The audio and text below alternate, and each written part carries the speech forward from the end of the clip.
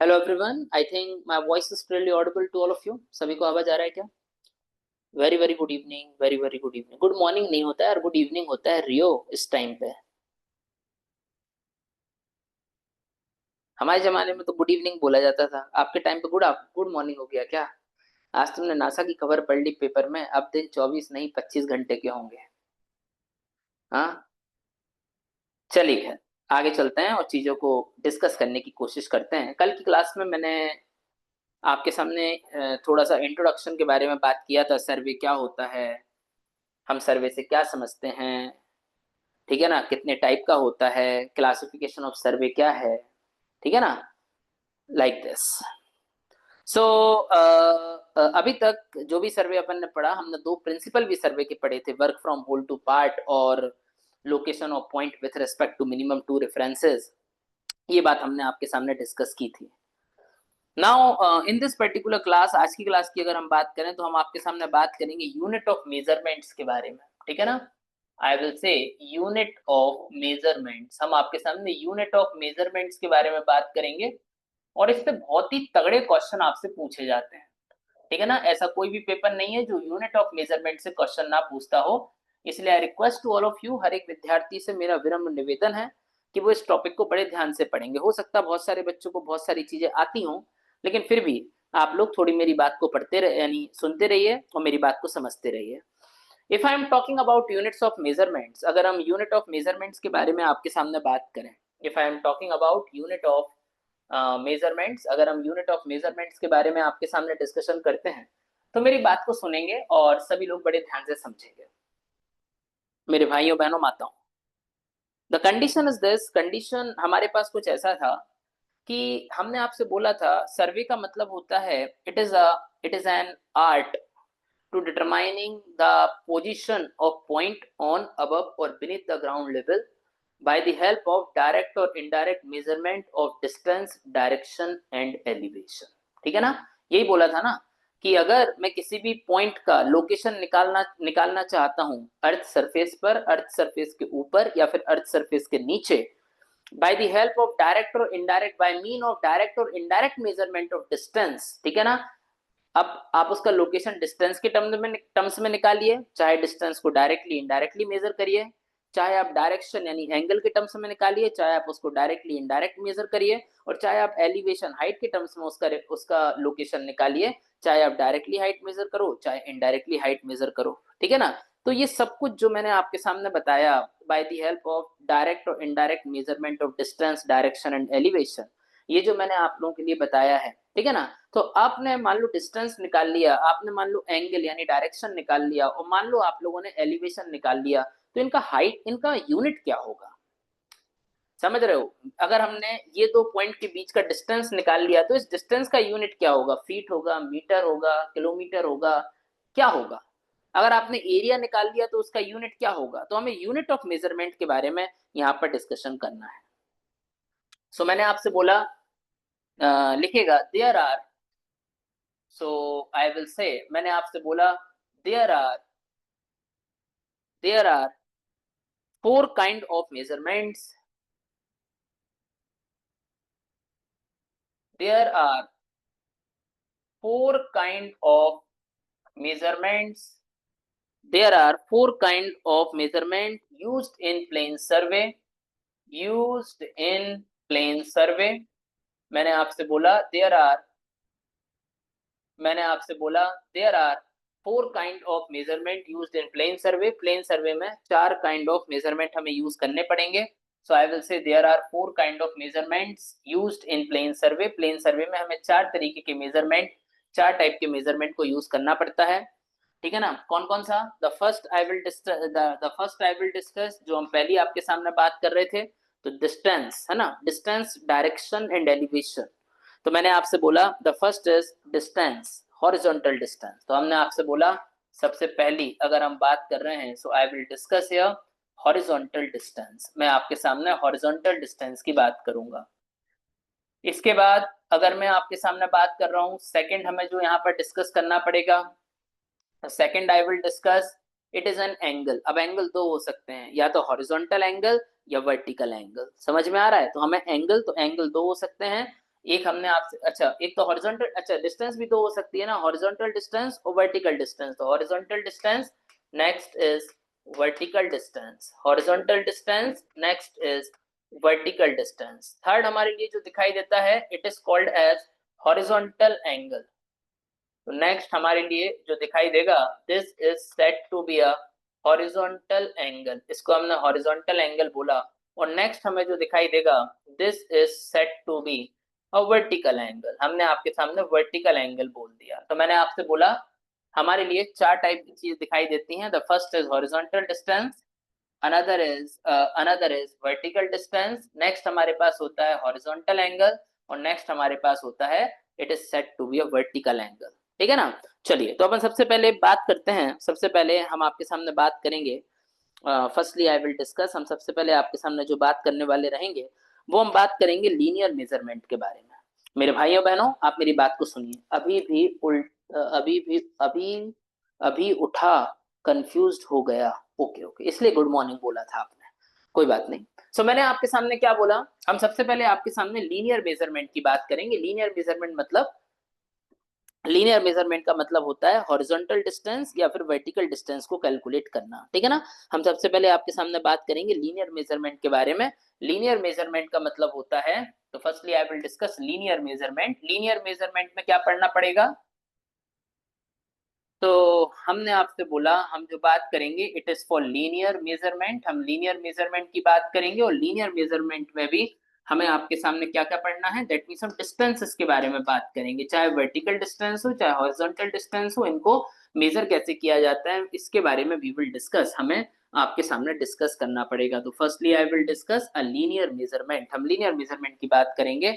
Horizontal distance, vertical distance हम कैसे आपके समक्ष, आपके सम्मुख कैलकुलेट कर सकते हैं। मेरे भाइयों बहनों माताओं, जैसे अगर मैं आपके सामने बात करूं, अब देखना बड़े ध्यान से, हमारे पास दो यूनिट होती हैं। सो मैं यहाँ पर लिख रहा हूँ बेसिक यूनिट ऑफ लेंथ, आप लोग भी हेडिंग डालिएगा, आज पूरा जो लेक्चर है वो यूनिट पर ही है। तो I will say basic unit of length, write down the heading basic unit of length, मैं लेंथ के बेसिक यूनिट के बारे में बात करूंगा। So I will discuss here basic unit of length. अगर हम लेंथ के बेसिक यूनिट के बारे में बात करें, तो एक हमने बात किया it is called as British unit. तो the first unit I will discuss it is called as British unit. एक हमारे पास ब्रिटिश यूनिट है। ब्रिटिश यूनिट मतलब वो यूनिट जो ब्रिटिशियन यूज करते थे, है ना, जब वो हम पे साले शासन करते थे। अब इसके बाद हम अब आज भी यूज करते हैं, ऐसा नहीं है। फिर नेक्स्ट हमने आपसे बोला it is called metric unit, है ना, हमने आपके सामने एक मेट्रिक यूनिट जो हम आजकल हमारे भारत जैसे महान देश में यूज किया जाता है। अब मेरी बात को सुनिए और समझिए। जैसे अगर हम ब्रिटिश यूनिट की आपके सामने बात करें, तो एक छोटा पैरामीटर होता है, आपने नाम सुना होगा 12 इंच, नाम सुना है 12 इंच।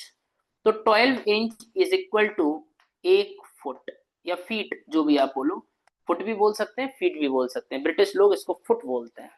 ठीक है। सो मैंने आपसे बोला 12 inch is equal to 1 foot, याद रखिएगा। अगर 3 फुट एक साथ मिल जाते हैं, वैसे आप अपन लोग फीट बोलते हैं ना, अपन लोग फुट नहीं बोलेंगे, अपन फीट बोलो।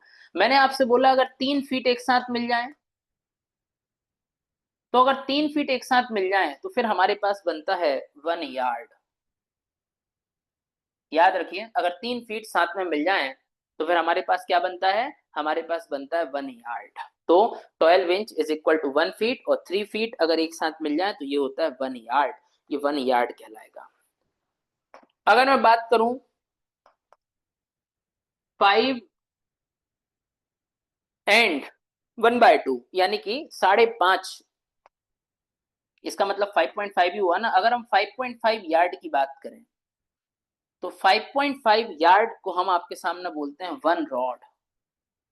ठीक है ना, या फिर इसका एक और नाम है it is called pole, 1 pole, या फिर इसका एक और नाम है it is also known as 1 perch. तो मैंने आपसे बोला 1/2 यार्ड यानी 5.5 यार्ड को मिलाकर होती है 1 रॉड, उसको हम 1 पोल भी बोलते हैं, और हम आपको 1 पर्च भी उसको बोल सकते हैं। So I can say it is 1 perch also, मैं उसको 1 पर्च भी बोल सकता हूँ, इस बात को याद रखिए। So I will say it is 1 perch, मैंने इसको 1 पर्च बोल दिया। इसी तरीके से अगर हम आपसे बोले 4 पोल को मिला दें, 4 पोल्स, तो अगर हमने 4 पोल को मिला दिया तो 4 पोल मिलाकर बनेगा वन चेन जिसकी लेंथ होगी 66 फीट। याद रखिए, जिसकी लेंथ होगी 66 फीट। तो आपसे क्वेश्चन आया है पिछले साल के एग्जाम में कि 4 pole is equal to 1 chain, उस चेन का लेंथ कितना लिया, तो इट इज 66 फीट। ठीक है। अब इसी तरीके से अगर हम 10 चेन को मिला दें, इसके नीचे लिखते जाइए। इसी तरीके से यदि आप क्या करेंगे, 10 चेन को मिलाएंगे, तो 10 चेन को हम जब आपके सामने मिलाएंगे तो फिर हमारे पास बनता है 1 फरलॉन्ग। 8 फरलॉन्ग को हम मिलाएंगे, 8 फरलॉन्ग को हम मिलाएंगे तो फिर हमारे पास आता है 1 माइल। 8 फरलॉन्ग को हम मिलाएंगे तो फिर हमारे पास क्या आएगा, 8 furlong is equal to 1 mile. हाँ हाँ, लिख लो आराम से, लिखो जल्दी।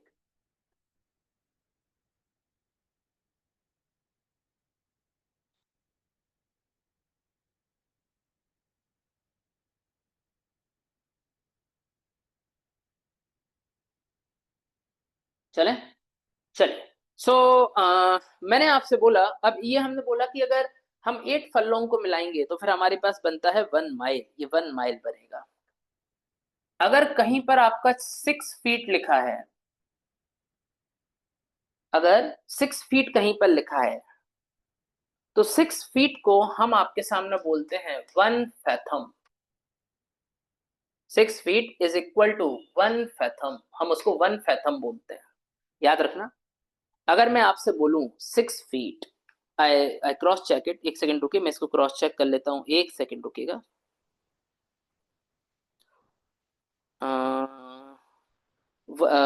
1 फैथम, 1 फैथन इक्वल टू, तो मैंने आपसे बोला 6 feet is equal to 1 fathom, ठीक है ना, इसको 1 फैथन बोला। अगर मान लीजिए 120 फैथन्स की हम बात करें, 120 फैथन्स, अच्छा 120 फैथन्स का क्या मतलब होगा, 120 फैथन्स का क्या मतलब होगा, क्या 720 फीट होगा, 12×72? बताओ बच्चों, अगर मैं आपके सामने बोला, मैंने आपके सामने बोला 6 feet is equal to 1 fathoms, क्या 1 fathoms is equal to 720 feet होगा? 120 इंटू 6 कर दो, यानी कि 1 fathom is equal to, sorry 120 fathom is equal to 670 feet, 720 feet. Please give me answer, ऐसा होगा कि नहीं होगा, बताओ बच्चों।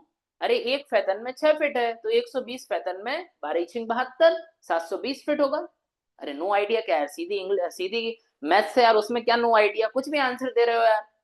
भाई 1 फैथन में 6 फीट है, तो 120 फैथन में कितने फीट, 720 फीट, 120 इंटू 6, 12×72। कुछ भी बोल रहे हो यार।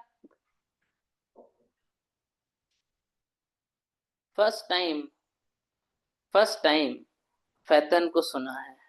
अरे अब ठीक है, वो पहली पहली बार बहुत कुछ होता है ना। कभी कभार अनुभव अच्छे रहते हैं, कभी कभार अनुभव खराब रहते हैं।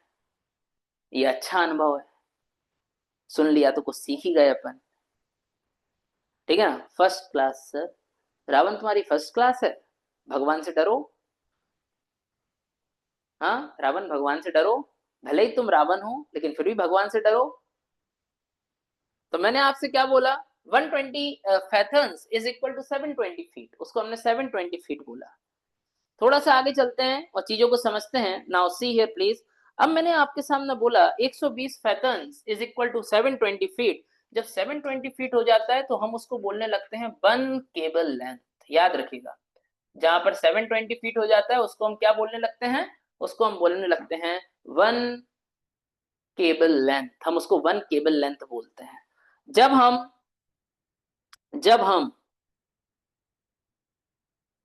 6080 फीट की बात करते हैं, तो 6080 फीट को एक नया नाम दिया जाता है, it is nautical one nautical mile. याद रखिए, मैंने आपसे बोला 6080 feet, 6080 feet is equal to 1 nautical mile. आपने सुना होगा ये इसका नाम, 1 नॉटिकल माइल। ठीक है ना। हम आपसे बोलते हैं कि हमारा ये भारत देश है, पाकिस्तान का जहाज भारत से 10 नॉटिकल माइल की दूरी पर खड़ा है। आपने सुना होगा ऐसा स्टेटमेंट, सुना है ना, कि मान लो किसी भी कंट्री का शिप जो है वो भारत के बीच से 10 नॉटिकल माइल 20 नॉटिकल माइल दूरी पर खड़ा है। तो जब भी हम वाटर में डिस्टेंस की बात करते हैं तो हम उसको नॉटिकल माइल के रूप में ही रिप्रेजेंट करते हैं, ये बात याद रखिए, ठीक है ना, नॉटिकल माइल। तो ये तो हमारे पास ब्रिटिश यूनिट थी डिस्टेंस को मेजर करने की। अब इसी तरीके से हमारी कुछ मेट्रिक यूनिट है जो आज की तारीख में बहुत पॉपुलर है, ये आई थिंक सभी लोग जानते ही हैं, कोई दिक्कत की बात नहीं है। मैंने आपसे बोला ये ब्रिटिश यूज करते थे, ठीक है ना। अब आज की तारीख में सुनिए और समझने की कोशिश करिए, what actually I will discuss, आज की तारीख में हम क्या यूज करते हैं। सो मैंने आपसे बोला 10 मिलीमीटर, ये तो सबको क्लियर है, 1 सेंटीमीटर, ठीक है ना। We already know that 10 centimetre is equal to 1 decimetre.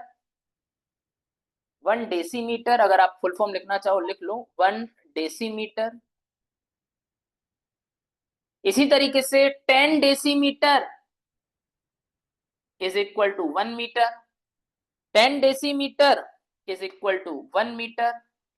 इसी तरीके से 10 मीटर क्या होता है, 10 मीटर क्या होता है, 1 डेकामीटर।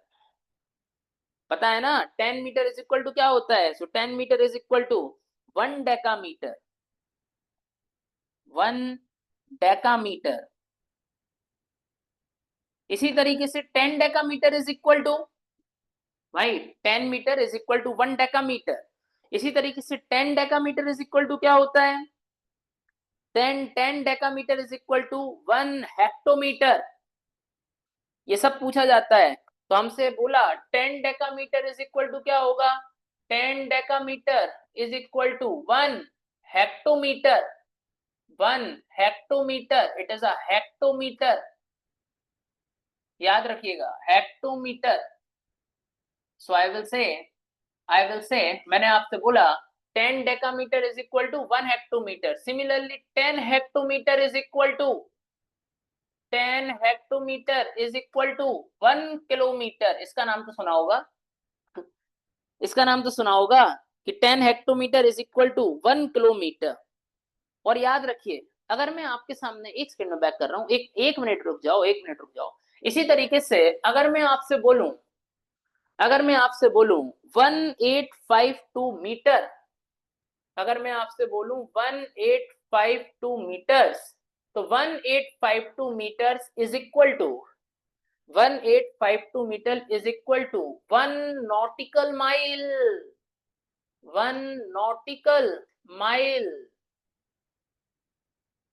मैंने आपसे बोला is equal to 1 nautical mile. So मैंने बोला आपके सामने 1852 meter is equal to 1 nautical mile. इसको 1 नॉटिकल माइल बोला गया है और इसको इंटरनेशनली एक्सेप्ट किया गया है, तो इट इज कॉल्ड इंटरनेशनली, ठीक है ना। इट एक्सेप्टेड इंटरनेशनली, ये इंटरनेशनली एक्सेप्टेड है, तो याद रखिएगा। तो 1 nautical mile is equal to 1852 metres. तो 1852 metres is equal to 1 nautical mile, ठीक है ना। इट इज इंटरनेशनली एक्सेप्टेड, और ये फीट में लिखना है तो ये है, कोई दिक्कत की बात नहीं है। अब आप लोग बोल रहे हैं थोड़ा सा पीछे कर दो, तो मैं थोड़ा सा लिटिल बिट पीछे कर देता हूं। जब हो जाए तो मुझे जल्दी बता देना, सो हम आगे बढ़ सके।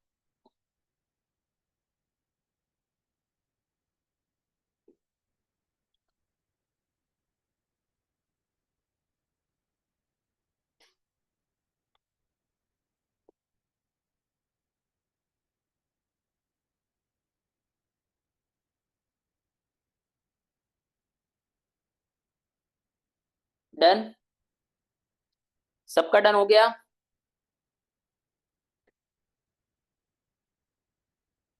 चलिए, अगर सबका डन हो गया तो आगे चलते हैं।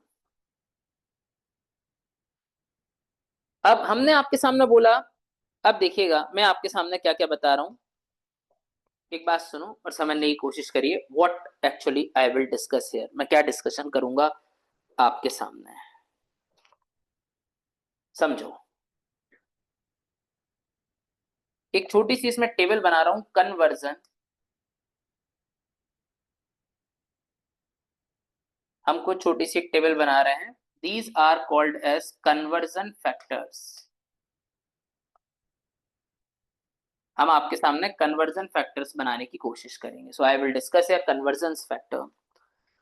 तो कन्वर्जन फैक्टर देखिए, मैं आपसे क्या बोल रहा हूँ, एक छोटी सी टेबल बना लो। ये जब आप एई का एग्जाम देंगे अपनी जिंदगी में, तब आपको ये चीजें काम में आएंगी। जेई में भी पूछी जाती है, जेई में ही ज्यादा पूछी जाती है मेरी समझ से। एई में तो क्या है ना, बहुत सारी चीजें हैं पूछने के लिए। जेई में वो बहुत अच्छी तगड़ी तगड़ी चीजें पूछते हैं, नहीं जेई को क्या पता क्यों परेशान करते हैं। एई में इतनी अच्छी चीजें नहीं पूछते, एई में सरल सरल पूछते हैं। जेई में पेल देते हैं वे लोग। तो इसमें हम तीन चीजें देख लेते हैं। Now see here please. अब देखो मैं क्या बोल रहा हूं, तो आपको पहले कॉलम में लिखना है it is kilometres.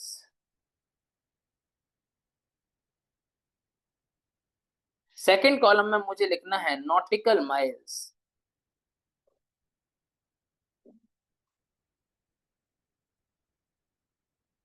Third column में हमें लिखना है ओनली अ माइल्स। तो अगर हम किलोमीटर की बात करें तो 1 किलोमीटर, देखना, 1 kilometre is equal to 0.5399 6 miles. ठीक है ना? यानी अकेला लिख लो, क्योंकि ये थोड़ा सा आइडिया होना चाहिए। 1 किलोमीटर में कितनी नॉटिकल माइल होती है और कितनी माइल होती है, तो 0.6214 माइल। इसी तरीके से एक नॉटिकल माइल की अगर हम बात करें तो 1 नॉटिकल माइल में 1.852 किलोमीटर होता है, और 1.1508 माइल होता है। इसी तरीके से 1 माइल्स में, इसी तरीके से 1 माइल्स में 1.60 होता है, और 0.869 नॉटिकल माइल होता है। 0.869 नॉटिकल माइल होता है। ये बात आप याद रखना, इट्स वेरी वेरी इंपॉर्टेंट। ये बहुत ही ज्यादा महत्वपूर्ण concept is to be there. ये बहुत ही ज्यादा महत्वपूर्ण कंसेप्ट है। ठीक है? अब अपन ये बेसिक हमने यूनिट की बात किया जब हम लेंथ मेजर कर रहे हैं। अगर आप एरिया मेजर करो, आपने नाम सुना हेक्टेयर, स्क्वायर फीट, नाम सुना होगा आपने। So write on the heading basic units of area.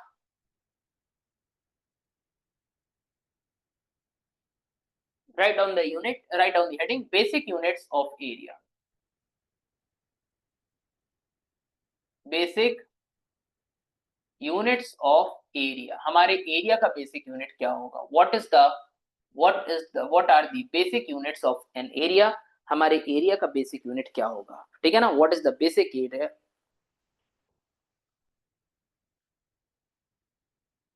ठीक है ना? एरिया का बेसिक यूनिट क्या होगा, इसके बारे में we will discuss. Basic unit of area.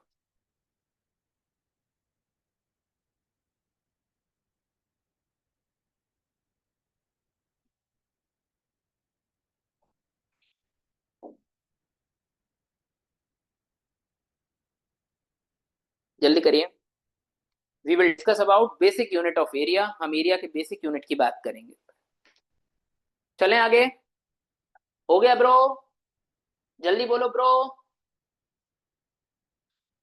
हम बात करेंगे बेसिक यूनिट ऑफ एरिया। हम एरिया के बेसिक यूनिट की बात करते हैं।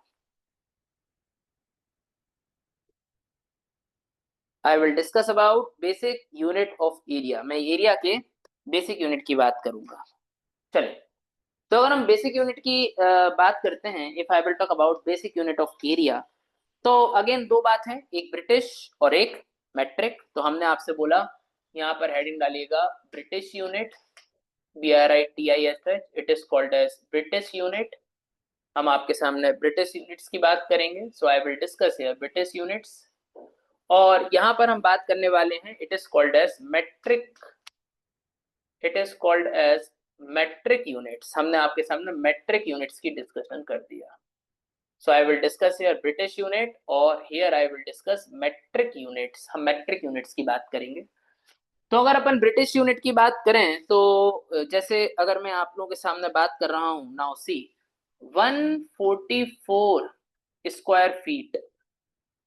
144 square feet is equal to होता है, सॉरी क्या बोल रहा था मैं, 144 square inch, 144 square inch is equal to 1 square feet, is equal to 1 square feet. तो ये तो हम सभी लोग जानते हैं, आसान है भाई, 1 फीट में 12 इंच होते हैं। आपको अगर 1 स्क्वायर फीट करना है तो 12 गुणा 12 144 स्क्वायर इंच हो जाएंगे, ये तो कोई बड़ी बात नहीं है। 9 square feet, 9 square feet is equal to क्या हो जाएगा, 1 square yard, it is 1 square yard. तो हमने आपसे बोला 9 square feet is equal to 1 square yard. ठीक है, बस आप इतनी याद रखिए, इतने में काम चल जाएगा। Matrix unit is very important, matrix unit इसमें इंपॉर्टेंट है। ठीक है ना, बड़े ध्यान से सुनिए, मैट्रिक्स यूनिट का आपको हर जगह काम में आएगा, हाइड्रोलॉजी में भी आएगा, इरिगेशन में भी आएगा, एफएम में भी आएगा, सब जगह आपको ये काम आने वाला रहेगा। तो मैंने आपके सामने यहाँ पर बोला 10 स्क्वायर मिलीमीटर, 10 मिलीमीटर स्क्वायर, तो 10 मिलीमीटर स्क्वायर को हम क्या बोलेंगे, 1 सेंटीमीटर स्क्वायर। यार ये कोई पूछने की बात थोड़ी ना है, 10 स्क्वायर मिलीमीटर, है ना, यानी 10 millimetre square is equal to, या फिर आप ऐसे लिख सकते हो ना, 10 मिलीमीटर स्क्वायर का मतलब समझ रहे हो, मतलब 10 गुणा 10 मतलब 100 स्क्वायर की बात कर रहा हूँ। 100 स्क्वायर इज इक्वल टू, तो हम इसको ऐसे लिख सकते हैं 10 का होल स्क्वायर, हम इसको ऐसे लिखेंगे 10 का whole square is equal to 1 centimetre square. इसी तरीके से अगर मैंने आपके सामने बोला, इसी तरीके से अगर हम आगे चलते जाएं, अब आगे उतना इंपॉर्टेंट नहीं है, आगे मैं जो लिखवा रहा हूँ वो बात समझो। मैंने आपसे बोला जैसे अगर मान लीजिए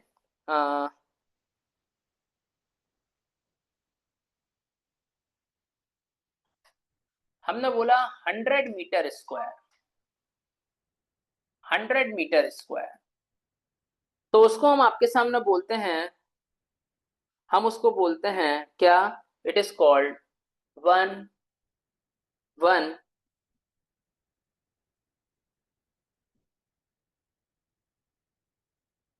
1 आर, हम उसको 1 आर बोलते हैं। ठीक है ना, 1 are, one are.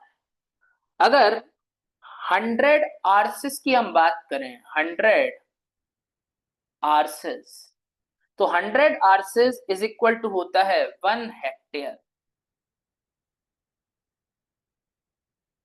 100 ares is equal to 1 hectare, hectares का नाम सुना है आपने, 100 ares is equal to 1 hectare.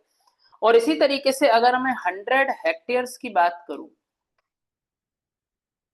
अगर मैं 100 हेक्टेयर्स की बात करूं, तो 100 हेक्टेयर्स इज इक्वल टू होता है 1 kilometre square. 100 hectares is equal to 1 kilometre square, ये 1 किलोमीटर स्क्वायर कहलाता है। तो 100 hectares is equal to 1 kilometre square, ये हमारा 1 किलोमीटर स्क्वायर कहलाएगा। ये बात आप याद रखना, it's very very important concern, ये बहुत ही इंपॉर्टेंट कंसर्न है। अब एक बात को और याद रखिएगा, मैं आपसे क्या बोलने वाला रहूंगा, अगर कोई आपसे पूछे, अगर कोई आपसे पूछे 1 hectare is equal to how much,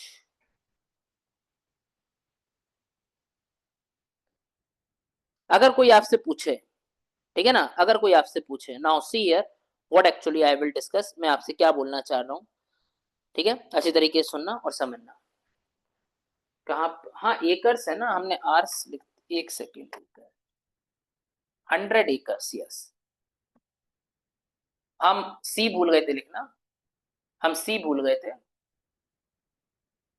O I really sorry, मैं सी भूल गया। अब देखिए मैं आपसे क्या बोल रहा हूं, अगर कोई आपसे पूछे 1 हेक्टेयर्स, ये बहुत ही इंपॉर्टेंट यूनिट है, 1 hectare is equal to how much metre square, anybody else, 1 hectare is equal to, very good, 10⁴ metre square, यानी कि 10,000 मीटर स्क्वायर। ये बात तो सबको पता होगी ना, इट्स वेरी इंपॉर्टेंट कंसर्न, बहुत ही इंपॉर्टेंट कंसर्न था, सबसे इंपॉर्टेंट यूनिट एक प्रकार से अगर यही है तो यही हमने आपके सामने बोला। ठीक है, इट्स वेरी वेरी इंपॉर्टेंट, ये बहुत ही ज्यादा महत्वपूर्ण unit is to be there. अब थोड़ा सा आगे चलते हैं और चीजों को थोड़ा और समझने की कोशिश करते हैं। ये हमने आपके सामने डिस्टेंस की बात कर ली, एरिया की बात कर ली। अब हम आपके सामने बात कर रहे हैं एंगुलर मेजरमेंट के बारे में, ठीक है ना, डायरेक्शनल मेजरमेंट या फिर एंगुलर मेजरमेंट। तो यदि अपन थोड़ा सा बात कर रहे हैं एंगुलर मेजरमेंट के बारे में, अच्छे तरीके से सुनिए और अच्छे तरीके से कसम खुदा की मेरी बातें समझने की कोशिश करना। आई will discuss here angular measurement. तो जब हम आपके सामने एंगुलर मेजरमेंट की बात करेंगे या फिर एंगुलर मेजरमेंट के बारे में यदि मैं आपको समझाने की कोशिश करूं, तो आप याद रखिएगा, जब भी हम एंगल की बात करते हैं, एंगुलर मेजरमेंट की बात करते हैं, then we have three system. मेरे पास इनको मेजर करने के तीन सिस्टम है, ठीक है ना।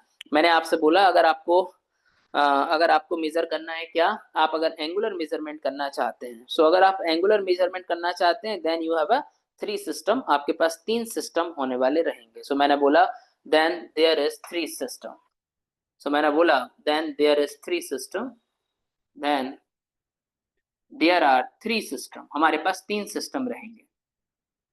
Then there are three system, हमारे पास तीन सिस्टम रहेंगे। अब वो तीन सिस्टम कौन कौन से हैं? सो इट्स वेरी सिंपल, मेरे पास बहुत ही सिंपल है। सो मैंने बोला एंगुलर मेजरमेंट की अगर हम बात कर रहे हैं, then there are three system, हमारे पास तीन सिस्टम रहेंगे। अब वो तीन सिस्टम कौन कौन से हैं? Then there are three system मैं बोल रहा हूँ, हमारे पास तीन सिस्टम रहेंगे। तीन सिस्टम कौन कौन से हैं? तो अगर हम सिस्टम की आपके सामने बात कर रहे हैं, देयर आर थ्री सिस्टम मैं बोल रहा हूँ, हमारे पास तीन सिस्टम रहेंगे। पहला सिस्टम जो हमारे पास है, it is called as sexagesimal system. The first system I will discuss, जो पहला सिस्टम हमारे पास है, it is called as sexagesimal, SEXAGESIMAL। तो हमने आपसे बोला the first is sexagesimal system. तो पहला सिस्टम जो हमें दिखाई दे रहा है, this system is said to be a sexagesimal system. इसको हमने आपके सामने सेक्साजेसिमल सिस्टम बोल दिया। So the first type of system which I will discuss, it is a sexagesimal system. Sexagesimal system हमसे क्या बोल रहा है? तो sexagesimal system हमसे बोलता है वन circumference, वन circumference। तो one circumference is equal to हमारे पास होता है 360 degree. Degree is represented like this ना, तो इसको हम बोलते हैं, इसको हम आपके सामने बोलते हैं डिग्री ऑफ आर्क। इसको हम बोलते हैं डिग्री ऑफ आर्क। इसको डिग्री ऑफ आर्क बोला गया। इसी तरीके से हम अगर आपसे बोले one degree is equal to, if I will talk about one degree is equal to, तो ये हमसे बोलता है 60 मिनट। तो one degree is equal to 60 minute. Minute के लिए एक सिंगल डंडी का यूज किया जाता है, इसको बोला जाता है मिनट्स ऑफ आर्क। इसको बोला जाता है मिनट्स ऑफ आर्क, हम इसको मिनट्स ऑफ आर्क बोलते हैं। इसी तरीके से अगर हम 1 मिनट की बात करें, if I will talk about the 1 minute here, तो अगर हम 1 मिनट की बात करते हैं, तो 1 मिनट इज इक्वल टू होता है 60 second. If I will discuss here 1 minute, तो 1 मिनट इज इक्वल टू होता है 60 सेकेंड। इसको बोला जाता है second of arc.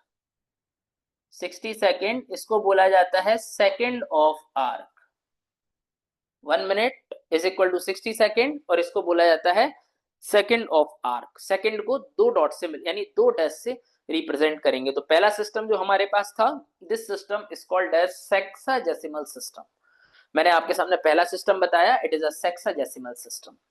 Second type का सिस्टम भी हमारे पास है, the second system which I will discuss here. जो सेकेंड सिस्टम की हम बात कर रहे हैं, तो पहला सिस्टम है सेक्साजेसिमल सिस्टम।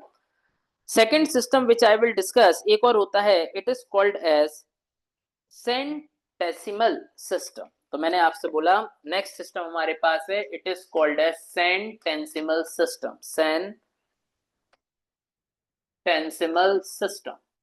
तो second system which I will discuss here, जो मैं डिस्कस करूंगा, this system is called centesimal system. हमने सेंटेंसिमल सिस्टम की बात किया। तो if I will talk about सेंटेंसिमल system, centesimal system में भी बिल्कुल सेम है। इसमें ये बोलता है वन सरकमफेरेंस, वन सरकमफेरेंस। तो अगर हम वन सरकमफेरेंस की बात कर रहे हैं, तो one circumference is equal to 400 grade, ऐसा बोला जाता है 400 जी। भैया एक बार रिप्रेजेंटेशन बता दिया गया है, ठीक है ना, रिप्रेजेंटेशन पूछा गया है आपसे ऑलरेडी, रिप्रेजेंटेशन ऑलरेडी पूछा गया है, इसलिए मेरी बातों को बड़े ध्यान से समझते जाइएगा, ठीक है ना। इट्स वेरी वेरी इंपॉर्टेंट, ये बहुत ही ज्यादा महत्वपूर्ण है। ये थोड़ा सा टॉपिक आपको हो सकता है बोरिंग लगे रटने वाला, बाकी इसके बाद का जो टॉपिक है इट्स वेरी इंटरेस्टिंग, वो इंटरेस्टिंग है। आप लोग के ठंड पड़ने लगी क्या? सर जी क्या है? बेटा G represent degree, sorry G, G represent grade, I really sorry, G represent grade, G grade को रिप्रेजेंट कर रहा है, तो ऐसे लिखा जाता है 400 ऊपर पावर जी, यानी 400 ग्रेड को ये रिप्रेजेंट करेगा। और ये कौन सा सिस्टम है? It is called as centesimal system, ठीक है ना। क्या बोल रहे हो, स्नो हो रहा है? स्नोफॉल होता है वहां पर? नहीं सच बताओ यार, तो फिर मैं आऊं घूमने। होता है क्या स्नोफॉल? नहीं होता ना?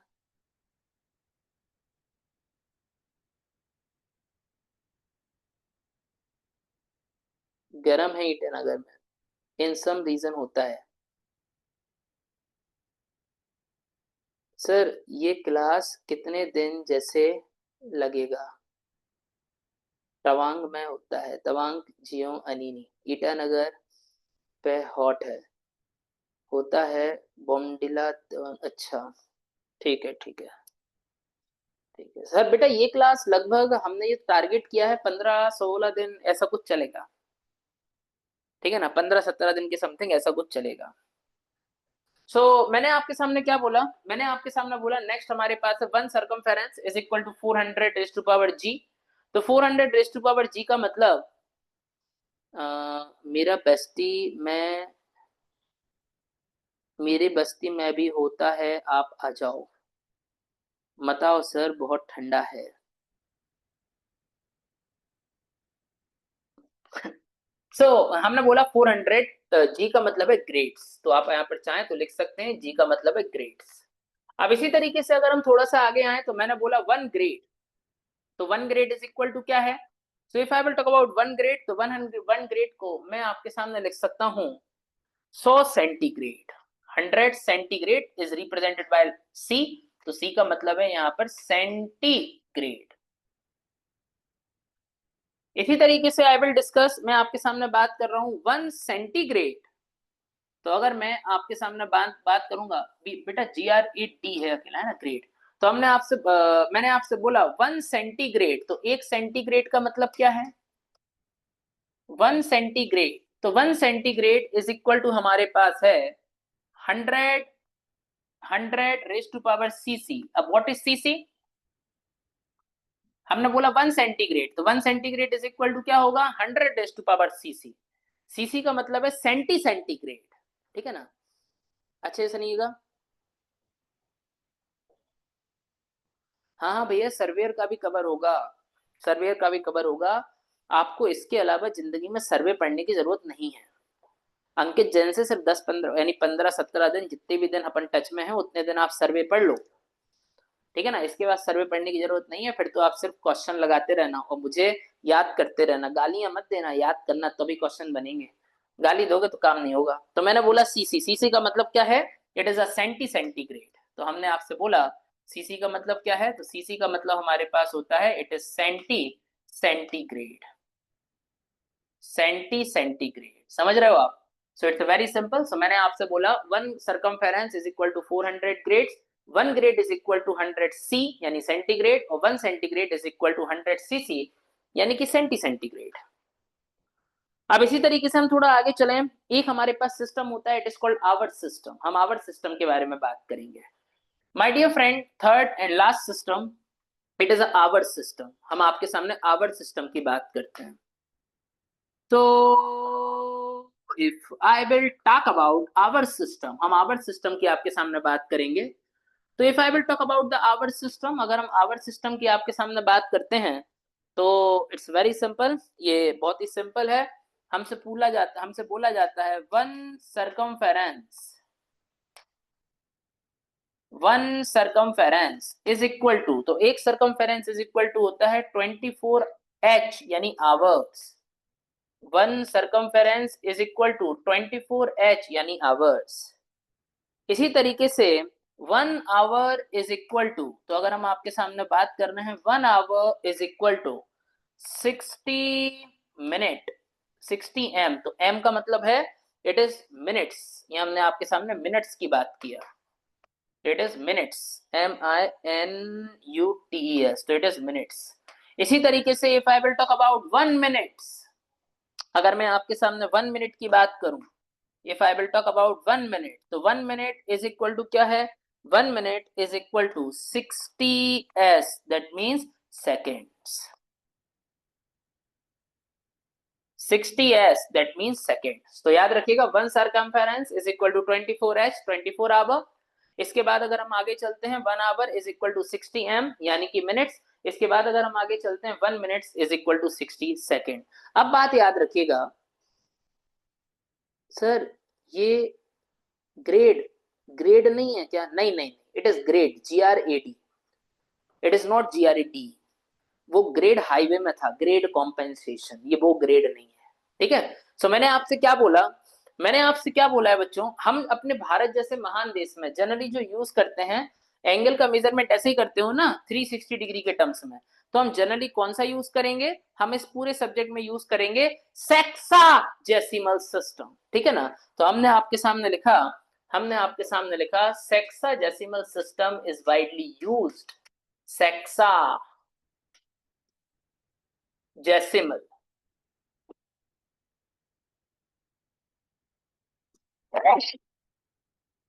Sorry, sexagesimal system is widely used in India, US, United States and other part of world, and other part of world। तो मैंने आपके सामने लिखा जो सेक्साजेसिमल सिस्टम है हमारे भारत देश में, यूएस में जनरली यूज होता है, ये बात आप याद रखिएगा, इट्स कॉल्ड सेक्साजेसिमल सिस्टम, ठीक है बच्चों, ये बात याद रखिए। हम जनरली कौन सा सिस्टम यूज करेंगे, सेक्साजेसिमल सिस्टम को ही हम यूज करते हैं, सभी लोग इस बात को याद रखें। अब देखो मैं थोड़ा आगे आता हूँ, अब आप लोग यूनिट वगैरह समझ चुके हो, तो मेरी समझ से अब आप चीजों को समझने में सक्षम हो। आपने नाम सुना होगा, आपने दो नाम सुने होंगे, सभी लोगों को अच्छे तरीके से पता भी होगा। एक नाम होता है प्लान और एक नाम होता है, आपने सुना होगा मैप। अरे नाम सुने, ये दोनों नाम सुने होंगे। एक आपने नाम सुना होगा प्लान और एक आपने नाम सुना होगा मैप। तो मैंने बोला आपने दो नाम सुने होंगे, एक सुना होगा प्लान और एक सुना होगा map. My question is this, what is the difference between map and plan, map में और प्लान में क्या डिफरेंस होता है, क्वेश्चन ये आता है, ठीक है ना। आप लोगों ने सुना होगा ना मैप एंड प्लान, प्लान में और मैप में डिफरेंस क्या है, मैं ये आपसे पूछना चाहता हूं, ये आपको बताना चाहता हूं, बड़े ध्यान से सुनिए, समझिए। लेकिन मैप और प्लान को समझने के पहले, मैप और प्लान को समझने के पहले हमें एक स्केल के बारे में समझना पड़ेगा, स्केल क्या होता है, what do you mean about scale, scale से हम क्या समझते हैं, कितने टाइप का स्केल होता है, ये सब हमें थोड़ा सा समझना पड़ेगा, और मियाँ ये सब थोड़ा सा सुनना पड़ेगा, ठीक है। तो हम थोड़ा सा स्केल के बारे में भी समझेंगे, स्केल क्या होता है, क्या समझते हैं हम स्केल से, है ना। ये सब चीजें अपन को समझनी पड़ेगी और सुननी पड़ेगी। आप मेरी बात को सुनना, अगर मेरी बात अच्छी लगे तो हाँ बोलना, और अगर अच्छी ना लगे तो गाली दे देना, सिंपल बात है कि नहीं भाई। क्या बोल रहे हो, बैक कर दूं, ओके, कितना बैक करवाते हो यार, चलो खैर। आप लोग गाली वाली देते हो कि नहीं देते हो, देते ही होगे, इंजीनियर हो।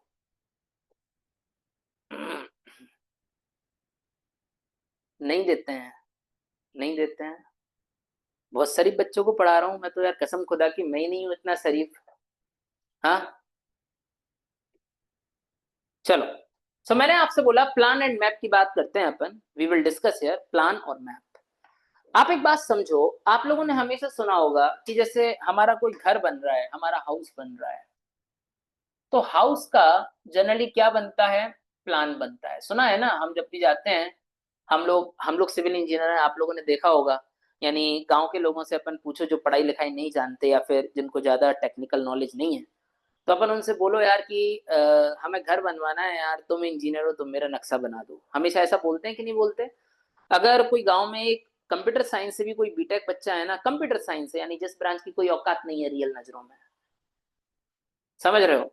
यानी अगर मान लीजिए सपोज दैट कंप्यूटर साइंस से भी अगर कोई बच्चा बीटेक है, और कहने का मतलब इस देश, जब कंप्यूटर साइंस से कोई बच्चा बीटेक है और अगर वो अपने गांव का पहला इंजीनियर है, तो लोग उसके पास जरूर आते हैं, यार हमारा घर बन रहा है, जरा चल के देख लो यार, एक नक्शा बना दो। क्योंकि इंजीनियर्स, क्योंकि सभी की मेंटेलिटी ये है कि इंजीनियर्स मतलब नक्शा बनाना, इंजीनियर मतलब घर बनाना, इंजीनियर मतलब ब्रिज बनाना, इंजीनियर मतलब रोड बनाना, इंजीनियर मतलब डैम बनाना। अरे सही बोल रहा हूँ कि नहीं बोल रहा? गिव मी आंसर प्लीज, सही बोल रहा हूँ कि नहीं बोल रहा? इट्स वेरी इंपॉर्टेंट कंसर्न, ये बहुत ही इंपॉर्टेंट कंसर्न है। मैंने आपके सामने बोला, ठीक है।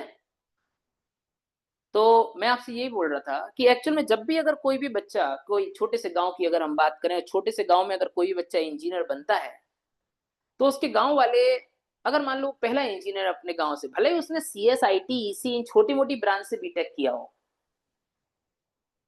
वो सिविल मैकेनिकल छोड़ दो, ये छोटी मोटी ब्रांच CS IT EC इन सब ब्रांच से अगर वो बीटेक है, तो भी लोग उससे बोलते हैं कि यार, अगर कोई पहला इंजीनियर है अपने गांव का, तो लोग उससे भी बोलते हैं यार मेरे घर का नक्शा बना दो यार।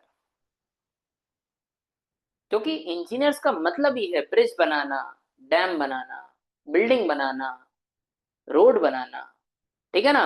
आप हमेशा देखना, आपके पापा हम यानी कभी ना कभी हम हमेशा बोलते हैं यार इंजीनियर्स ने रोड बिगाड़ दिया, यार इंजीनियर्स ने ब्रिज अच्छे से डिजाइन नहीं किया, या फिर इंजीनियर ने बहुत अच्छा स्ट्रक्चर बनाया, ठीक है। कुछ भी काम है, अपन अपन को घर का कोई काम करवाना पड़ता है, अपन इंटीरियर डिजाइनर को ढूंढते हैं, आर्किटेक्ट को ढूंढते हैं, सिविल इंजीनियर को ढूंढते हैं। आपका कंप्यूटर खराब होता है, आप कभी कंप्यूटर इंजीनियर को ढूंढते हो नहीं यार, दुकान पे बैठा है एक आदमी, वो बना देता है, काम खत्म कर देता है काम। तो एक्चुअल में इंजीनियर का रियल मतलब इससे मैं ये बोलना चाहता था। सो मैं आपसे क्या बोल रहा हूं, engineers can do anything accept engineering. अच्छा सर, रियल क्या है? सिविल रियल है। मैं आपसे क्या बोल रहा हूं, अच्छी तरीके से सुनिए और समझिएगा। मैंने आपसे बोला प्लान, आपने सुना होगा घर का हम प्लान बनाते हैं, अपन लोग कहते हैं ना यार हमें घर बनाना है, प्लान बना दो। और मैप का क्या मतलब होता है? So if I will talk about map here, तो मैप हमारा कंट्री का बनता है। अरे कभी बोलते हो क्या इंडिया का, इंडिया का प्लान बताओ? ऐसा नहीं बोलते ना, हम हमेशा ये बोलते हैं इंडिया का मैप कैसा है। हम कभी नहीं बोलते इंडिया का प्लान बनाओ, हम यही बोलते हैं हम इंडिया का मैप बनाएंगे, ठीक है। और घर का प्लान बनाएंगे, अरे बोलते हैं कि नहीं बोलते, जबकि दोनों ही टॉप व्यू हैं, जबकि दोनों ही टॉप व्यू हैं। ऊपर से देखने पर हमारा महान भारत देश लाइक दिस, कुछ इस तरीके से हमारा महान भारत देश दिखाई देता है। जब ऊपर से देखते हैं तो ऊपर से देखने पर हमारा भारत देश लाइक दिस, कुछ इस तरीके से हमारा भारत दिखाई देता है। और जब हम ऊपर से देखेंगे तो हमारा घर इज लुक लाइक दिस, हमारा घर कुछ इस तरीके से दिखाई देता होगा। अरे सही बोल रहा हूं? तो एक्चुअल में है दोनों टॉप व्यू, है दोनों टॉप व्यू।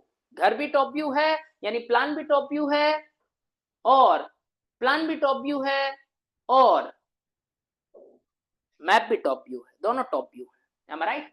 प्लान भी टॉप व्यू है, और और हमारा मैप भी टॉप व्यू है, लेकिन दोनों में डिफरेंस क्या है, इनको समझना पड़ेगा। सर घर का प्लान बनाते हैं, कंट्री का मैप बनाते हैं, ऐसा क्यों? अब देखिए मैं क्या बोलना चाहता हूं और क्या समझाने की कोशिश करूंगा। Now see here please. Sir आपका मैप सुन, अरे मैं भारत का नक्शा इसलिए ब्रॉड बनाता हूँ, मैं भारत का नक्शा इसलिए ब्रॉड बनाता हूँ क्योंकि पूरी दुनिया ही अपनी है।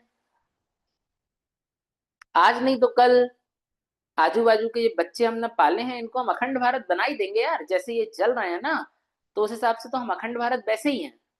तो हमें तो अपना नक्शा ब्रॉड बनाना चाहिए, सब अपने ही है। तो मैंने आपसे बोला इसके लिए मुझे एक छोटी सी बात समझनी पड़ेगी, उसका नाम है स्केल। स्केल का मतलब क्या होता है? देखो, स्केल ऐसा बोला जाता है इट इज अ टेक्निक, ये एक ऐसी टेक्निक होती है, बड़े ध्यान से सुनना, ऐसा बोला जाता है इट इज अ टेक्निक, ये एक ऐसी टेक्निक है using which, it is a technique, ये एक ऐसी टेक्निक होता है यूजिंग विच, जिसकी हेल्प से ground length represent on paper, जिसकी हेल्प से हम ग्राउंड की लेंथ को पेपर के ऊपर रिप्रेजेंट कर सकते हैं। तो it is a technique using which ground length, using which ground length is represent, using which ground length represent on paper। so मैंने आपके सामने बहुत ही सिंपल स्टेटमेंट बोला, मैंने आपसे बोला इट इज अ टेक्निक, ये एक ऐसी टेक्निक होती है, आई will say it is a technique, ये एक ऐसी टेक्निक होती है यूजिंग विच, जिसकी हेल्प से ground length is represent on paper, ground length को पेपर के ऊपर रिप्रेजेंट किया जा सके। जैसे फॉर एग्जाम्पल आप लोग ईटानगर में हैं, मैं भोपाल में हूं, आप अरुणाचल प्रदेश जैसे महान राज्य की राजधानी में बैठे हैं, मैं मध्य प्रदेश जैसे महान राज्य की राजधानी में बैठा हूं। अब मान लो मैंने आपके सामने बोला यहां पर भोपाल है, भोपाल, और यहाँ पर ईटानगर है, ठीक है ना। अब मान लो अंकित जैन को किसी मैडम से मिलने ईटानगर जाना है, तो मान लो हमने आपसे बोला कि भोपाल और ईटानगर का रास्ता बनाओ, मैंने आपसे बोला भोपाल और ईटानगर का रास्ता पेपर पर बनाओ, तो आपने बोला यार रियल में डिस्टेंस है लगभग 1500 किलोमीटर। अब डिस्टेंस है 1500 किलोमीटर, क्या आप 1500 किलोमीटर लंबा पेपर लाओगे क्या? अरे बताओ, क्या आप 1500 किलोमीटर लंबा पेपर लाओगे? नहीं यार, हम पागल थोड़ी ना हैं, हम 1500 किलोमीटर लंबा पेपर नहीं लाएंगे।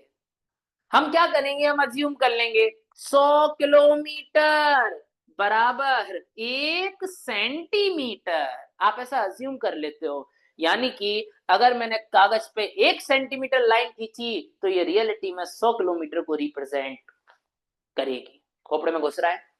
मैंने आपसे बोला तो एक्चुअल में ये जो 100 किलोमीटर को आपने 1 सेंटीमीटर के बराबर मान लिया, इट इज कार्डेस स्केल, ये स्केल है। प्लीज गिव मी आंसर बच्चों। तो अगर मुझे आपके सामने 1500 किलोमीटर लाइन खींचनी है तो 100 kilometre is equal to 1 centimetre, तो एक्चुअल में कितने सेंटीमीटर लाइन खींचनी पड़ेगी? 15 सेंटीमीटर लाइन खींचनी पड़ेगी। और ये 15 सेंटीमीटर की लाइन, ये 15 सेंटीमीटर की लाइन एक्चुअल में 1500 किलोमीटर को रिप्रेजेंट कर रही होगी। समझ में आ रही है? तो मैंने बोला 15 सेंटीमीटर का लाइन एक्चुअल में 1500 किलोमीटर को रिप्रेजेंट कर रहा है। तो एक्चुअल में scale is a technique, scale एक ऐसा टेक्निक होता है यूजिंग विच, जिसकी हेल्प से ground length can be represent on paper, आप अपने ग्राउंड लेंथ को पेपर पर रिप्रेजेंट कर सकते हैं। Please give me answer, statement is clear और not? Please give me answer, statement is clear और नॉट? अब मेरी बात समझो, अब मेरी बात समझो। जैसे हमने ये आपके सामने एग्जांपल लिया, नाउ सी हियर प्लीज, अच्छे से सुनना मैं आपसे क्या बोल रहा हूँ। हाँ एक बार और बता रहा हूँ, 1 मिनट रुकिए। ठीक है ठीक है, अब देखिए मैं क्या बोल रहा हूँ। तो मैंने आपसे बोला जैसे अपन स्केल अगर लिखें तो ऐसे लिखा जाता है, scale is equal to, scale is equal to drawing length, scale is equal to drawing length to the ground length, ये drawing length to the ground length का रेशियो है।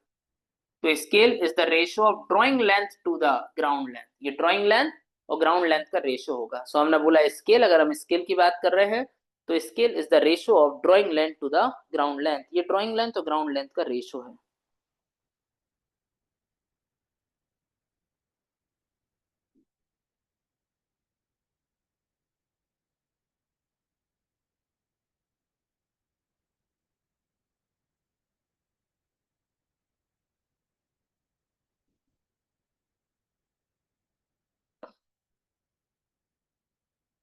मैंने आपसे क्या बोला, नाउ सी हियर प्लीज, मैं आपसे क्या बोलना चाहता हूँ।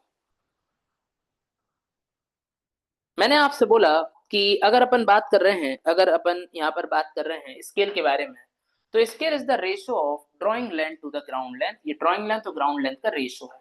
आप समझो मेरी बात। जैसे अभी हमने आपके सामने एक स्टेटमेंट बोला छोटा सा, मैंने एक छोटा सा स्टेटमेंट आप लोगों के सामने बताया, देखना क्या बताया।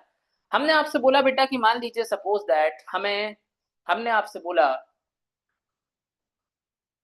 100, जैसे हमने आपसे बोला 100 मीटर इज इक्वल टू 1, या फिर हमने बोला 1 metre is equal to 1 centimetre. आप समझो, मैंने आपके सामने लिखा 1 metre is equal to 1 centimetre, इसका मतलब समझो। इसका मतलब ये है, अगर कागज पर मैं 1 सेंटीमीटर की लाइन खींच रहा हूं, तो ये रियलिटी में कितने मीटर का लाइन रिप्रेजेंट करेगा? 1 मीटर का। अगर कागज पर हमने 1 सेंटीमीटर का लाइन खींचा, तो ये रियलिटी में 1 मीटर का लेंथ रिप्रेजेंट करेगा। समझ में आ रहा है इसका मतलब? तो आप एक बात बताओ, क्या ये 1 मीटर जो बड़ी यूनिट है 1 मीटर, क्या ये एक्चुअल लेंथ है, यानी ये ग्राउंड लेंथ है कि नहीं है? और ये 1 सेंटीमीटर कागज पर खींच रहे हो, इसका मतलब ये ड्राइंग लेंथ है कि नहीं है? Give me answer please. क्या ये ड्राइंग लेंथ है कि नहीं है? तो मैंने आपसे बोला, अगर 1 metre it's a ground length, ठीक है ना, 1 metre is equal to ground length, और 1 centimetre is the drawing length. सही बात है।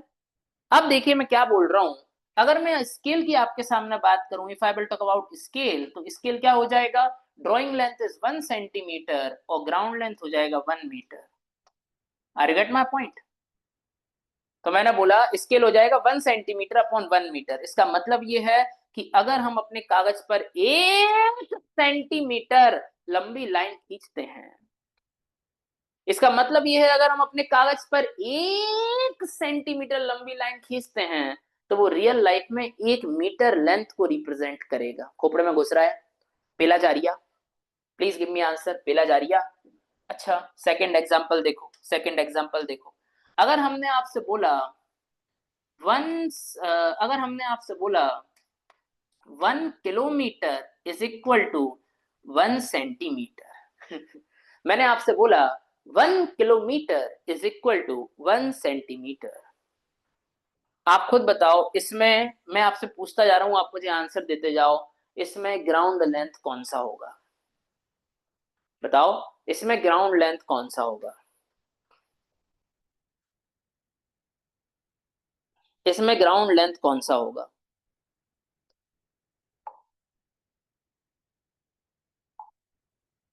हाँ, very good, 1 kilometre is the ground length. Very good, it is a 1 kilometer length, ठीक है ना। और 1 centimetre is the drawing length, यानी अगर मैं 1 सेंटीमीटर लाइन ड्राइंग के ऊपर खींचूंगा, अगर मैं 1 सेंटीमीटर लाइन ड्राइंग के ऊपर खींचूंगा, तो इसका मतलब वो रियलिटी में 1 किलोमीटर लेंथ को रिप्रेजेंट करेगा। खोपड़े में पिला जा रही है? इसका मतलब वो 1 किलोमीटर लेंथ को रिप्रेजेंट करेगा। इट्स वेरी सिंपल यार, ये बहुत ही simple statement is to be there, ये बहुत ही सिंपल स्टेटमेंट है। सही बात है ना? मेरी बात को समझो, यानी अगर मैं इसके लिए स्केल लिखना चाहूं, अगर मैं इसके लिए स्केल लिखना चाहूं, तो तो ड्राइंग लेंथ है 1 सेंटीमीटर और ग्राउंड लेंथ है 1 किलोमीटर। सही बात है, 1 किलोमीटर।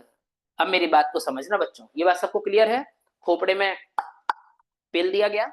चलो अब अपन आगे चलते हैं और चीजों को समझते हैं, ठीक है ना। सर 1 फीट, अरे फिट में भी ले सकते हो मेरे भाई, जरूरी नहीं है मीटर सेंटीमीटर में लो, फिट में भी ले सकते हो। आप पर डिपेंड करेगा, आप 1 फीट बराबर 1 सेंटीमीटर मान लो, कौन मना कर रही है? किसकी कुब्बत है कसम खुदा की जो मना करते, बताओ तो।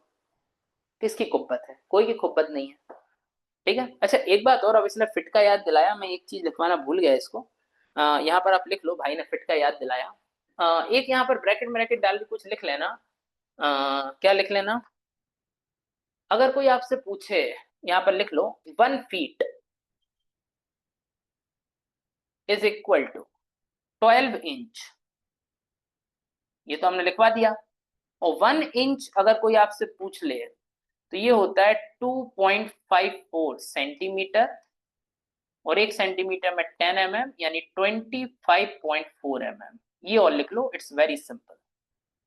अगर कोई आपसे पूछे, अगर कोई आपसे पूछे 1 feet is equal to 12 inch, 1 inch is equal to 2.54 centimetre, या फिर 25.4 mm, ठीक है ना। अब देखना, अगर मैं यहाँ पर 2.45 का मल्टीप्लाई करूं 12 इंच और 1 इंच में, अगर अपन ने 2.54 का मल्टीप्लाई कर दिया तो ये लगभग कितने आ रहा है, बताना मुझे आंसर कितना आ रहा है इसका। आप इसका इसमें 12 में 2.54 का मल्टीप्लाई करो, कितना आंसर आ रहा है, करना जरा। 12 मल्टीप्लाई बाय 2.54, ये प्रैक्टिकल नॉलेज आपके काम में आएगा। The value is 30.48 centimetre. The value is 30.48 centimetre. ठीक है। अगर कोई आपसे पूछे 1 फीट मेजर करना है, 1 फीट, अगर कोई आपसे पूछे वो बोले यार 1 फीट मेजर करना, तो आपके पास जो 30 सेंटीमीटर वाला स्केल है ना, बट्टा वाला, वो 30 सेंटीमीटर का स्केल 1 फीट है, 1 फीट। खोपड़े में घुस रिया। अब अगर अपने पास टेप ना हो तो भी मेजर, भाई 30 सेंटीमीटर का स्केल तो सबके पास होगा, अबे नहीं होगा तो 15 सेंटीमीटर का तो होगा ना यार। तो 15 15 को 2 बार रख दो तो 30 सेंटीमीटर का जो एक बड़ा वाला स्केल आता है अपने पास, मेरे पास यहाँ पर रखा था बट मैंने छुपा दिया है उसको, आपकी मैडम मारती थी मुझे उस स्केल से, तो मैंने उसको छुपा दिया। जो एक 30 सेंटीमीटर वाला स्केल होता है ना, वो 30 सेंटीमीटर का एक स्केल 1 फीट होता है। सबको क्लियर है? तो ये थोड़ी सी यूनिट्स याद रखिएगा, इट्स वेरी वेरी इंपॉर्टेंट। सो मैंने आपके सामने क्या बोला, मैंने आपसे बोला स्केल ऐसे लिखा जा सकता है, स्केल ऐसे। अच्छा अब एक बात समझना, मैंने अभी स्केल इस तरीके से लिखे आपके सामने, लेकिन इसमें यूनिट है। मैं चाहता हूं सर इनकी यूनिट रिमूव कर दो, सर ऊपर और नीचे से सर इसका यूनिट रिमूव कर दो। Please remove the unit from numerator as well as denominator. आप न्यूमिनेटर में से और डिनोमिनेटर में से कसम खुदा की इसकी यूनिट रिमूव कर दो।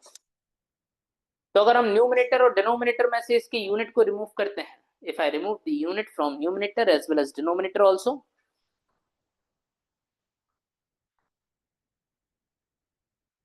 मैंने आपसे बोला अगर हम न्यूमिनेटर और डिनोमिनेटर में से इसकी यूनिट को रिमूव करें तो एक फैक्टर बनता है, this factor is called as representative factor. तो हम नेक्स्ट जो टॉपिक पढ़ रहे हैं इट इज रिप्रेजेंटेटिव फैक्टर। बड़े ध्यान से सुनिए, हम जो पढ़ रहे हैं next it is representative factor. अब रिप्रेजेंटेटिव फैक्टर, इसको प्यार मोहब्बत में बोला जाता है आरएफ।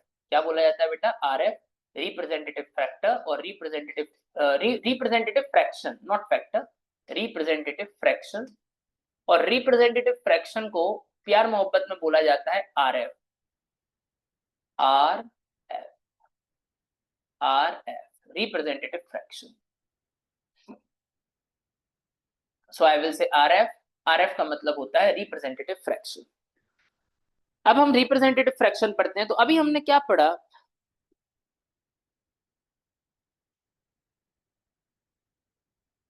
मैंने आपसे बोला रिप्रेजेंटेटिव फ्रैक्शन, जैसे फॉर एग्जांपल मैंने आपसे बोला, हमने स्केल पढ़ा अभी आपके सामने, जैसे हम पहला केस ले रहे हैं, पहला, बड़े ध्यान से सुनना, हमने पहला केस क्या लिया था, पहला केस लिया scale is equal to 1 centimetre upon 1 metre. तो अगर हम स्केल की बात करें, हमने स्केल आपके सामने लिया 1 सेंटीमीटर अपॉन 1 मीटर। ठीक है। अच्छा एक बात बताओ, 1 centimetre is equal to 1 metre, यही लिया था ना हमने scale. If I will talk about the scale here, अगर हम स्केल की बात कर रहे हैं तो स्केल हमारे पास है 1 सेंटीमीटर अपॉन 1 मीटर। एक बात बताना, अगर मैं आपसे लिखूं इट इज 1 सेंटीमीटर, क्या मैं 1 मीटर को 100 सेंटीमीटर लिख सकता हूं? अरे बताओ, अभी तो बताया 1 मीटर में 100 सेंटीमीटर होते हैं। अरे लिख सकता हूँ ना भैया, अरे लिख सकता हूँ कि नहीं लिख सकता? अरे बोलो ना, बोलो बोलो ना, लिख सकता हूँ ना। मैंने आपसे बोला हम 1 मीटर को 100 सेंटीमीटर लिख सकते हैं। मेरे भाइयों, सेंटीमीटर से सेंटीमीटर को चीर दिया तो हमारे पास वैल्यू आया 1/100। हमारे पास वैल्यू आया 1/100। अगर यहां हमारे पास वैल्यू 1/100 आया तो ये यूनिट नहीं है इसमें, तो इसको हम बोल देते हैं it is RF of this scale. ये इस स्केल का आरएफ है, ये इस स्केल का आरएफ है, समझ रहे हो? यानी रिप्रेजेंटेटिव फ्रैक्शन। सबको क्लियर है? अच्छा एक बात बताना, इस, अगर ये फर्स्ट केस था हम इसको RF1 बोल देते हैं, इसका वैल्यू कितना आ रहा है? 0.01। भाई वन, वैसे हम फ्रैक्शन के फॉर्म में रिप्रेजेंट करेंगे, वैसे ऐसे नहीं रिप्रेजेंट करना है, वैसे रिप्रेजेंट यही करना है, रिप्रेजेंटेशन यही लेना है RF पर। वैसे इसका वैल्यू अगर मैं अभी समझने के लिए बोलूं तो 0.01 आ रहा है, अगर हम डिनोमिनेटर का डिवाइड दें तो। सही बात है। बाकी हमें इसको रिप्रेजेंट करना है फ्रैक्शन के फॉर्म में, नाम ही है रिप्रेजेंटेटिव फ्रैक्शन, दैट मींस 1/100। अब देखिए मैं क्या बोल रहा हूं आपके सामने, मैंने आपसे बोला हमने सेकंड स्केल भी तो लिया था। अब आप लोग कसम खुदा की मेरी बात समझ जाएंगे मैं आपसे क्या बोलना चाह रही हूँ। आज के बाद ऐसा मैप समझाऊंगा, ऐसा प्लान में डिफरेंस समझाऊंगा, कसम खुदा की अगर कोई ने समझा दिया तो जो कहोगे वो कर दूंगा मैं, तुम बस आराम से सुनते जाओ। तो हम सेकंड केस देख रहे हैं, तो सेकंड केस में मैंने आपसे क्या बोला, मैंने आपसे बोला सेकंड केस हमने लिया था 1 सेंटीमीटर अपॉन 1 किलोमीटर, तो हमने स्केल जो लिया था, scale 1 centimetre is upon 1 kilometre. मेरे प्यारे भाइयों बहनों, अगर अंकित जैन झूठ नहीं बोल रहा, मेरी बात समझना, अगर अंकित जैन झूठ नहीं बोल रहा, सो मैंने आपसे बोला अगर हम चाहें, अगर हम चाहें तो हम ऐसा लिख सकते हैं इसको, देखो 1 सेंटीमीटर और 1 किलोमीटर को लिख सकते हैं, 1 किलोमीटर में 1000 मीटर होते हैं, 1000 मीटर। हम इसको ऐसे भी तो लिख सकते हैं 1 सेंटीमीटर, हम इसको ऐसा भी तो लिख सकते हैं 1 सेंटीमीटर। और सर मैं क्लास में हूं, आपको करता हूं कॉल। मैंने आपसे बोला हम लिख सकते हैं 1 सेंटीमीटर 1000 मीटर, और 1 मीटर को फिर कन्वर्ट कर दो 100 सेंटीमीटर में, मल्टीप्लाई बाय 100, तो ये कन्वर्ट हो गया सेंटीमीटर में। क्या सभी बच्चों को यूनिट कन्वर्जन समझ में आया? भाई 1 किलोमीटर को पहले 1000 मीटर में बदला और 1 मीटर में 100 सेंटीमीटर, तो 1000 मीटर में 1000 मल्टीप्लाई बाय 100 सेंटीमीटर। क्या सबको स्टेटमेंट समझ में आया? जल्दी हाँ या ना बोलो, जल्दी जल्दी फटाक से, थक गया हूँ बहुत ज्यादा, नींद आ रही है, फटाक से बोलो। मैंने आपके सामने क्या बोला, मैंने आपसे क्या बोला, अगेन प्यार मोहब्बत जाग गई और सेंटीमीटर से सेंटीमीटर को चीर दिया, ठीक है ना, सेंटीमीटर से सेंटीमीटर को काट दिया। मैडम लोग, जब मैं ऐसे शब्द यूज करता हूँ काट दिया, तो ऐसे मुंह में पानी तो नहीं आता? ऐसा होता है ना, यानी अपन जैसे बात याद करो, मैडम सेंटीमीटर से सेंटीमीटर काट दिया, मैडम सोचती होंगी आए हाय बहुत फेवरेट काम हो रही है। हाँ मैडम, यानी ऐसे काटने में क्या मजा आता है, वो समझ नहीं आया आज तक। कोई बात नहीं, अब सबकी अपनी अपनी हॉबी है भैया, क्या कर सकते हैं। मैंने बोला I will cut centimetre two centimetre है, मैंने सेंटीमीटर से सेंटीमीटर को काट दिया। अब देखिए, तो अगर हमने सेंटीमीटर से सेंटीमीटर को काटा, तो हमारे पास वैल्यू आया 1/1 लाख, 1/1 लाख, यही आएगा ना।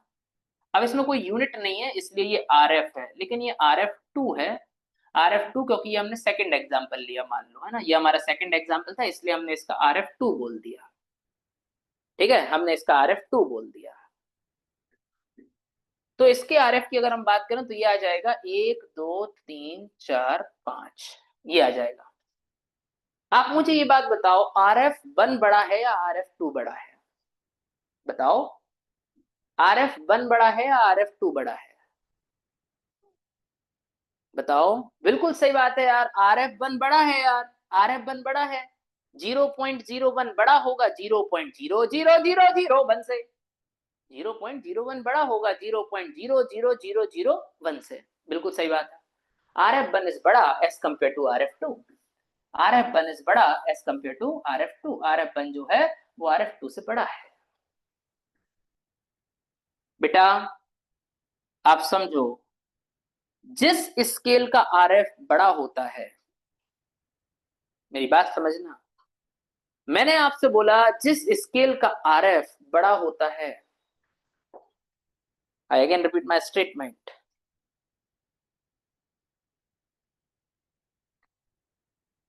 मैंने आपसे बोला,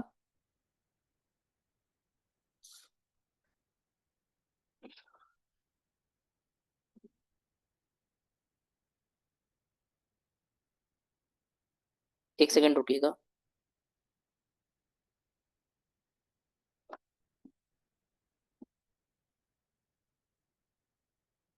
मैंने आपसे बोला जिस स्केल का RF बड़ा होता है, these scale are called as large scale, ये कौन से स्केल कहलाते हैं? लार्ज स्केल कहलाते हैं। और मैंने आपसे बोला, मैंने आपसे बोला जिस स्केल का RF छोटा होता है वो स्केल कहलाते हैं स्मॉल स्केल। समझ रहे हो, वो स्केल क्या कहलाते हैं? Small scale. यानी कहने का मतलब स्केल इज स्मॉल और लार्ज, स्केल इज स्मॉल और लार्ज, स्केल हमारा स्मॉल है या फिर लार्ज है। मैं आपसे बोल रहा हूं स्केल इज स्मॉल और लार्ज, हमारा स्केल स्मॉल है या फिर हमारा स्केल लार्ज है। It's depends on, it's depends on, it's depends on it's R F value. समझ रहे हो? मैंने आपसे बोला स्केल इज स्मॉल और लार्ज, हमारा स्केल स्मॉल है या फिर लार्ज है।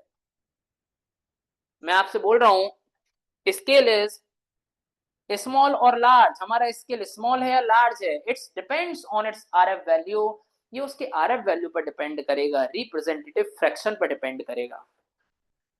समझ रहे हो? तो लार्ज स्केल का आरएफ हमेशा बड़ा होगा। Large scale that means RF ज्यादा है, दैट मीन्स आरएफ ज्यादा है।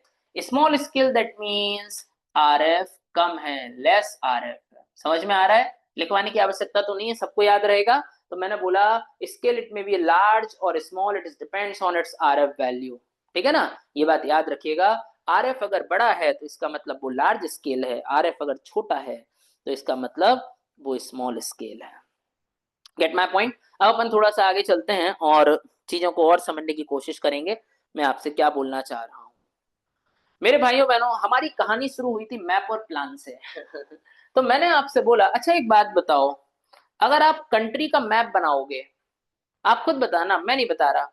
चलो अच्छा, आप अरुणाचल प्रदेश का मैप बनाओ, तो आप स्केल 1 सेंटीमीटर अपॉन 1 मीटर लेना चाहोगे या फिर 1 सेंटीमीटर अपॉन 1 किलोमीटर लेना चाहोगे? आप ही बताओ, आप ही बताओ। आप जब अरुणाचल प्रदेश का मैप बनाओगे तो आप 1 centimetre is equal to 1 metre लेना चाहोगे या फिर 1 centimetre is equal to 1 kilometre?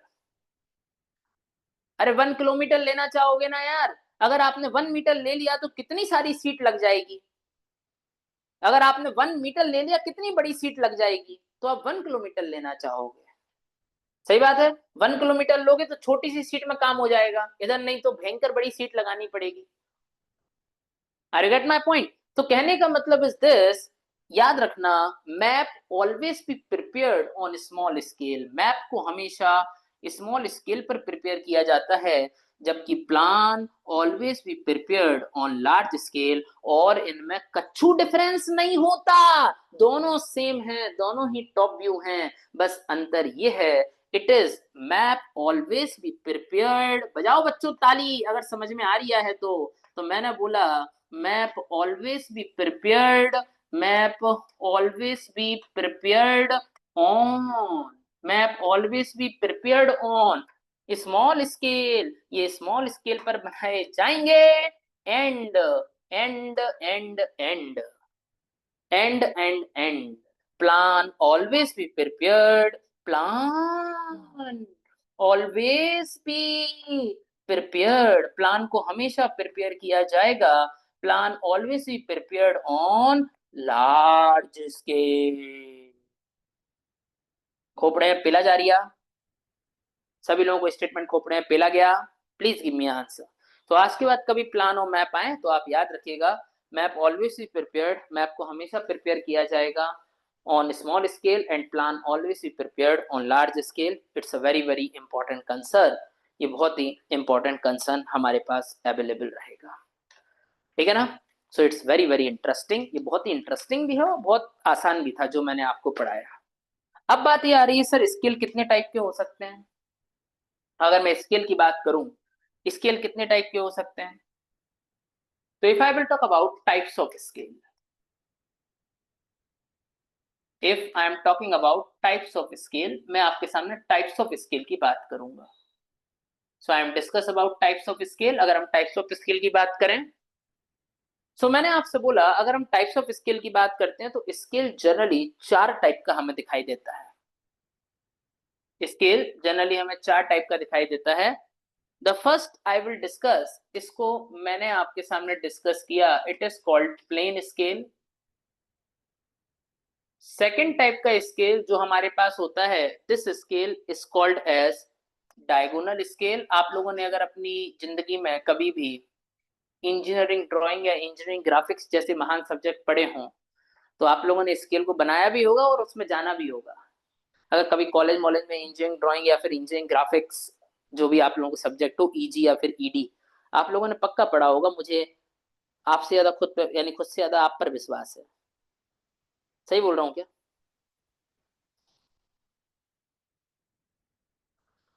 मैंने आपसे बोला, एक होता है प्लेन स्केल, एक होता है डायगोनल स्केल। एक हमारे पास स्केल होता है, this scale is called as vernier scale. ठीक है ना? एक और स्केल हमारे पास होता है, it is called vernier scale. और एक स्केल हमारे पास होता है, इसका नाम है स्केल ऑफ कॉर्ड।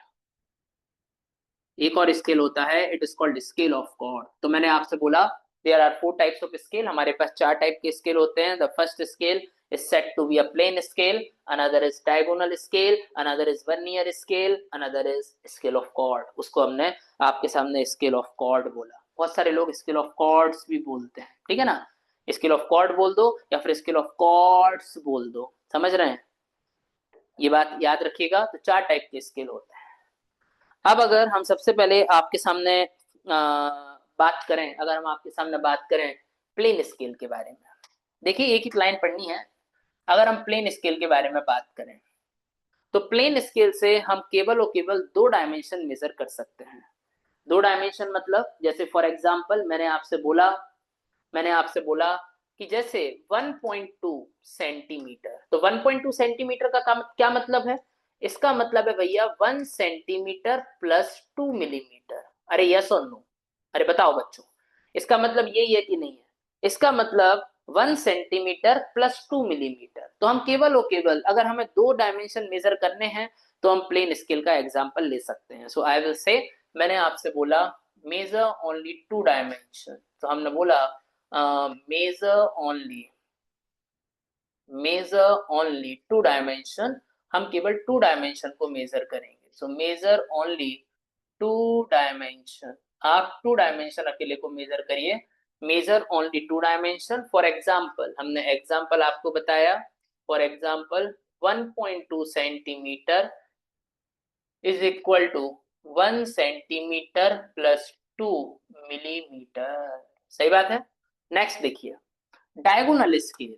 अब जैसे मैंने आपसे बोला 1.23 मीटर। इसका मतलब क्या है?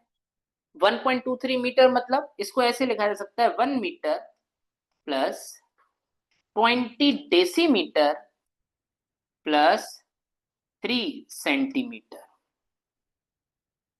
समझ रहे हो? इसका मतलब ये है। तो अगर मुझे तीन डायमेंशन मेजर करनी है, measured only three dimensions, measure only three dimensions, तो फिर हमें डायगोनल स्केल यूज करना है। आप लिख लो 1.23 मीटर, लाइक दिस। अब इसी तरीके से मैं थोड़ा आगे चलूं, एक हमारे पास होता है स्केल ऑफ कॉर्ड। तो एंगल मेजर करने के लिए, एंगुलर मेजरमेंट,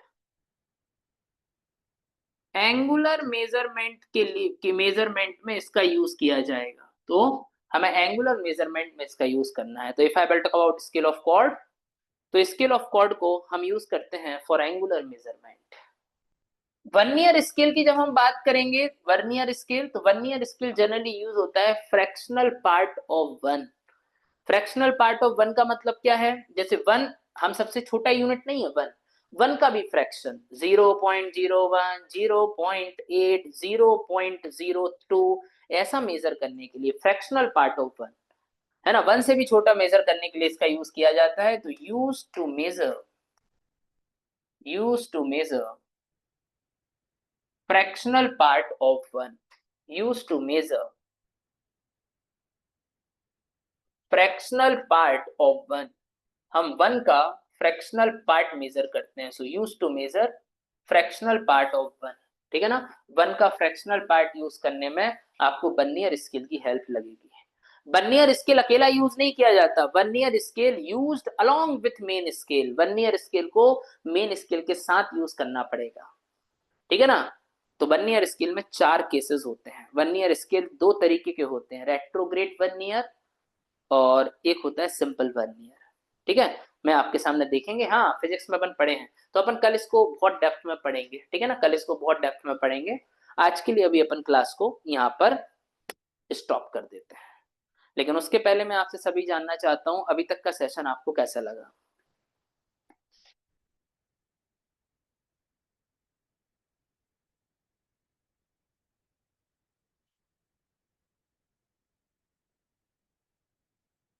अच्छा लगा ना आज का सेशन। बेटा डायगोनल का एग्जांपल, जैसे कि 1.23 metre, 1 metre 20 decimetre plus 3 centimetre.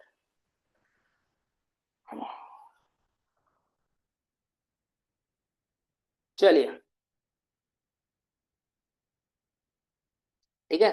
मैंने आपसे पहले ही बोला था, मैंने आपसे पहले ही बोला था, अंकित जी ने या तो सब्जेक्ट पढ़ाएगा नहीं, और अगर हमने सब्जेक्ट पढ़ाया तो फिर वो सब्जेक्ट ऐसा होगा कि फिर और कहीं नहीं होगा।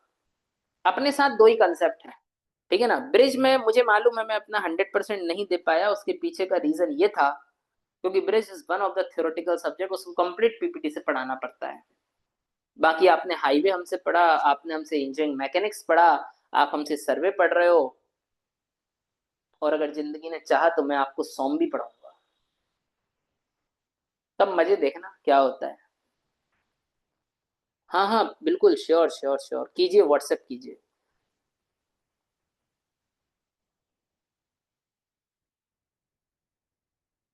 सर सॉम भी पहले दिया, सॉम भी, अच्छा पहले दिया। हाँ हाँ सॉम करेंगे। स्टील और सॉइल नहीं पढ़ा यार, मुझे तो आता ही नहीं है स्टील में, स्टील स्टील और सॉइल सब्जेक्ट होता है क्या कोई? अच्छा सब्जेक्ट है क्या ये सिविल के? ओके, मुझे मालूम नहीं था। ओके ओके ओके, चलो ठीक है। अच्छा ये सेव भी तो करनी है फाइल। चलिए, thank you so much today class, thanks everyone, tata bye bye. मिलते हैं कल, सेम सेम जगह, सेम प्लेस, सेम वक्त, ठीक है।